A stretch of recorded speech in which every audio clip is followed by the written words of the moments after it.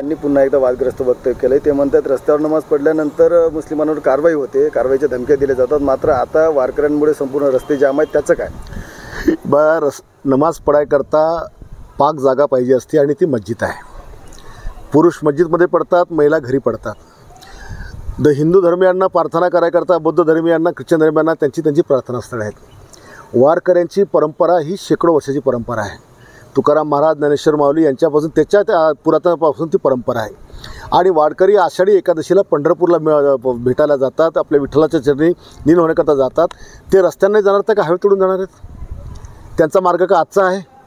हजारो वर्षाचा मार्ग आहे. पण रस्त्याने जाताना त्यांनी कुठे मधातच पालखी ठेवली, रस्ता अडवला, रिंगण सोहळा केला, का कीर्तन म्हणत बसले, का भारुड म्हणत बसले, का लोकांना त्रास दिला, असं कधी वारकरी करतात?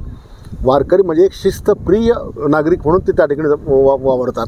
आणि त्यांचं ठिकाण ठरलं असतं की गावात गेले की मुक्काम कुठे, तिथे मंदिर, मग पुढचं मंदिर, मग पुढचं, असं करत करत ते आपल्या ठिकाणापर्यंत महिन्याभरामध्ये पोचतात. आणि आजूबाजू मी म्हणतो की फक्त मुस्लिम नमाज रस्त्यावर पडले तर नमाज होते. अरे पण बाबा, ज्यावेळेला गणपती बेकायदेशीर बसवला जातो, त्याची मिरवणूक बेकायदा काढली जाते, शिवजयंती मिरवणूक बेकायदा काढली जाते, तर पोलीस गुन्हे दाखल करतात ना. भारताचा कायदा कोणाला सोडत नाही. पण अशा प्रकारचे स्टेटमेंट करून मुस्लिमांमध्ये हे दाखवायचं की बघा आपल्या धर्मावर किती अन्याय होतो आणि इकडे दुसरा हिंदू धर्माचा द्वेष करायचा, हे जे स्टेटमेंट आज मी करतो याचा थोवा ठिसायला पाहिजे. आणि हा आमदार आहे, पण याचा विकास काहीच नाही आहे.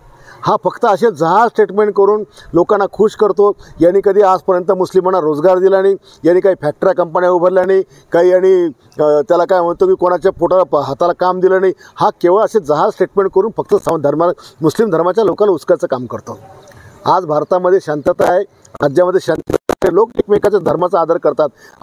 हा मात्र अशा प्रकारे आषाढी एकादशी संपूर्ण महाराष्ट्रातला प्रत्येक माणूस त्या ठिकाणी उपास करून देवाची आराधना करतो, विठ्ठल आराधना करतो.